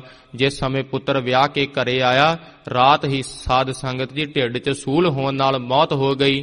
ਤਾਂ ਉਹੀ ਜੋ ਮਿਰਤਕ ਸਮਗਰੀ ਸੀ ਉਹ ਪੁੱਤਰ ਦੇ ਉੱਥੇ ਉਹਨੇ ਵਿਛਾ ਦਿੱਤੀ ਭਾਈ ਭਖਾਰੀ ਜੀਆਂ ਨੇ। ਤਾਂ ਉਸ ਸਮੇਂ ਬਾਬਾ ਗੁਰਮੁਖ ਸਿੰਘ ਜੀਆਂ ਨੇ ਕਿਹਾ ਸੀ ਕਿ ਤੁਹਾਨੂੰ ਸਭ ਪਤਾ ਸੀ ਮਹਾਂਪੁਰਸ਼ੋ। ਤਾਂ ਉਹ ਕਹਿੰਦੇ ਹਨ ਕਿ ਮਹਾਰਾਜ ਜੀਆਂ ਦੀ ਮੌਜ ਵਿੱਚ ਰਹੀਦਾ ਹੈ, ਕਿਉਂਕਿ ਮਹਾਰਾਜ ਜੋ ਮਹਾਂਪੁਰਖ ਹੁੰਦੇ ਹਨ ਤ੍ਰੈ ਕਾਲ ਦਰਸ਼ੀ ਹੁੰਦੇ ਹਨ। ਆਉਣ ਵਾਲਾ ਸਮਾਂ ਉਹਨਾਂ ਨੂੰ ਪਤਾ ਹੁੰਦਾ ਹੈ। ਫਿਰ ਵੀ ਸਾਧ ਸੰਗਤ ਜੀ ਜੀਵਾਂ ਦੇ ਭਲੇ ਵਾਸਤੇ ਆਪਣਾ ਤਨ ਵੀ ਸਾਧ ਸੰਗਤ ਜੀ ਕੌਮ ਦੀ ਖਾਤਰ ਕੁਰਬਾਨ ਕਰ ਦਿੰਦੇ ਹਨ, ਇਸ ਦੇਹੀ ਨੂੰ। ਵਾਹਿਗੁਰੂ ਤਾਂ ਮਹਾਰਾਜ ਜੀ ਕਿਰਪਾ ਕਰਨ। ਸਾਧ ਸੰਗਤ ਜੀ ਜਿਸ ਤਰ੍ਹਾਂ ਹਜੂਰ ਨੇ ਜਿੰਨਾ ਸਮਾਂ ਬਖਸ਼ਿਆ ਸੀ, ਭਾਵ ਉਹਨਾਂ ਮਹਾਰਾਜ ਜੀਆਂ ਨੇ ਆਪਣੀ ਕਿਰਪਾ ਦੇ ਨਾਲ ਹਜੂਰ ਨੇ ਹਰ ਆਪੇ ਹੀ ਮਤ ਦੇਵੈ ਸੁਆਮੀ, ਹਰ ਆਪੇ ਬੋਲ ਬੁਲਾਵੈ। ਹਜੂਰ ਨੇ ਕਿਰਪਾ ਕੀਤੀ ਹੈ ਜੋ ਸਾਡੇ ਗਰੀਬਾਂ ਤੇ ਆਪਣੀ ਸਤ ਸੰਗਤ ਵਿੱਚ ਲੈ ਆਉਂਦੇ ਹਨ। ਕਿਉਂਕਿ ਵਿਸ਼ਵਾਸ ਘਾਤੀ ਕਿਰਤ ਕਣ ਮੈਂ ਕੋ ਨਾ ਰਖੰਦਾ, ਵਿਸ਼ਵਾਸ ਘਾਤੀ ਹਾਂ ਕਿਰਤ ਕਣ ਹਾਂ, ਸਾਡੇ ਵਰਗਿਆਂ ਨੂੰ ਤਾਂ ਕੋਈ ਵੀ ਨਹੀਂ ਰੱਖ ਸਕਦਾ। ਮਹਾਰਾਜ ਜੀ ਸਿਮਰ ਮਰੀਦਾ ਢਾਡੀਆ ਸਤਿਗੁਰ ਬਖਸ਼ੰਦਾ। ਹਜੂਰ ਕਿਰਪਾ ਕਰਨ ਸਾਡੇ ਹਿਰਦੇ ਵਿੱਚ ਮਹਾਰਾਜ ਜੀਆਂ ਦਾ ਉਪਦੇਸ਼ ਸਾਡੇ ਮਨ ਵਿੱਚ ਵਸੇ। ਤਾਂ ਸਾਧ ਸੰਗਤ ਜੀ ਆ 2 ਪੰਕਤੀਆਂ ਪੜ੍ਹ ਕੇ ਸਮਾਪਤੀ ਹੈ। ਧੰਨ ਧੰਨ ਜਾਗਦੀ ਜੋਤ ਸਾਹਿਬ ਸ੍ਰੀ ਗੁਰੂ ਗ੍ਰੰਥ ਸਾਹਿਬ ਜੀ ਮਹਾਰਾਜ ਆਪ ਸਰਬੱਤ ਸੰਗਤਾਂ ਬਖਸ਼ਣ ਜੋਗ ਹੋ। ਬਖਸ਼ ਦੇਣਾ ਅਰਦਾਸ ਕਰਨੀ ਮਹਾਰਾਜ ਪਾਲ ਬੁੱਧ ਸਮਰੱਥਾ ਬਖਸ਼ਣ। ਆਪਣਾ ਜਸ ਹਜੂਰ ਆਪ ਹੀ ਕਰਵਾ ਲੈਣ। ਲੇਖਾ ਕਤੈ ਨਾ ਛੂਟੀਐ ਖਿਨ ਖਿਨ ਭੂਲਣ ਹਾਰ। ਬਖਸ਼ਣ ਹਾਰ ਬਖਸ਼ ਲੈ ਨਾਨਕ ਪਾਰ ਉਤਾਰ। ਇਹ ਬਿਦ ਕੋ ਬਿਹਾਰ ਬਣਿਓ ਹੈ ਜਾਂ ਸਿਓ ਨਿਹੋ ਲਗਾਇਓ। ਅੰਤ ਬਾਰ ਨਾਨਕ ਬਿਨ ਹਰਿ ਜੀ ਕੋ ਕਾਮ ਨਾ ਆਇਓ। ਵਾਹਿਗੁਰੂ ਜੀ ਕਾ ਖਾਲਸਾ ਵਾਹਿਗੁਰੂ ਜੀ ਕੀ ਫਤਿਹ। ਧੰਨ ਧੰਨ ਸਤਿਗੁਰੂ ਸ੍ਰੀ ਗੁਰੂ ਗ੍ਰੰਥ ਸਾਹਿਬ ਜੀ ਮਹਾਰਾਜ